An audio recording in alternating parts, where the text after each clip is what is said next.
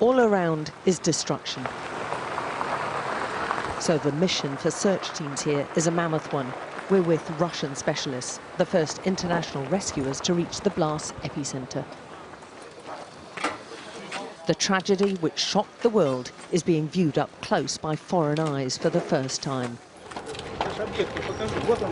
They will carry out this search for as long as it takes. The chances of finding anyone alive at this late stage are very slim, but they're not prepared to give up just yet.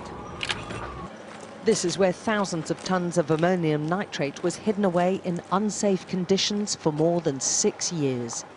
The task ahead will be difficult and often dangerous for this team. But there's already reason to hope. We have a map from an engineer, and we know that there are 5 meters for the floors under the ground down there. From the ground floor or from the basement? From the ground and the basement.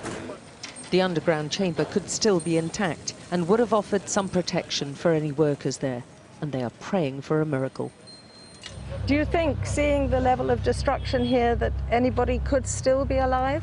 Only if they were under the ground. There's a small chance? Yes. If they are any place above the ground, no. There's no chance. Because other than the explosion, there is too much smoke and chemicals. So if they survive, they will suffocate. This is a long job, and it takes patience. And the rescuers know time is not their friend. On the other side, most of the grain silos were ripped apart by the blast. They've made a discovery. But the grim faces say it all. Only pieces of body, one tells us.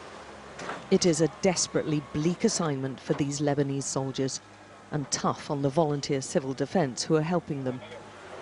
There is growing alarm and anger here, and demands to know how the explosion was allowed to happen. In the city's hospitals, where many are still veering between life and death and coping with horrendous injuries, the anger is most raw.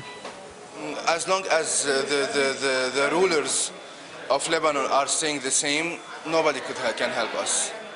Ayla suffered multiple injuries whilst driving when the explosion happened. I'm extremely lucky to be alive, actually, because I can't forget the explosion, the sound, the visuals in front of my eyes. Wow. And I literally saw body parts of people thrown in the main road. People screaming, kids screaming, body parts. I saw a hand, I saw 2 legs.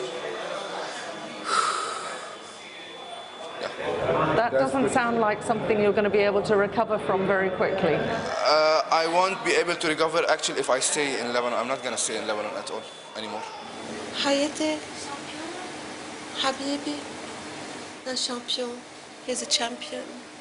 7-year-old Alexander was playing in his front room when he got hit. Such is the randomness of this tragedy, his mother nearby was unhurt. She's now wishing she could take his place, and her fury is tangible. I don't know, I don't want to think about it, and I don't care. I really don't care. I just want to leave. This is what I want. I just want to leave and go and stay in a place where there's no politics, there's no guns, there's no religion.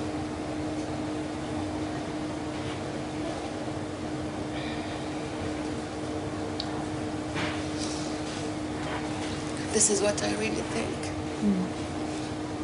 We cannot live like this. We cannot live this one more time. It's too much to handle. It is really too much. So many in Lebanon are like this now and crying out for change. Alex Crawford, Sky News, Beirut.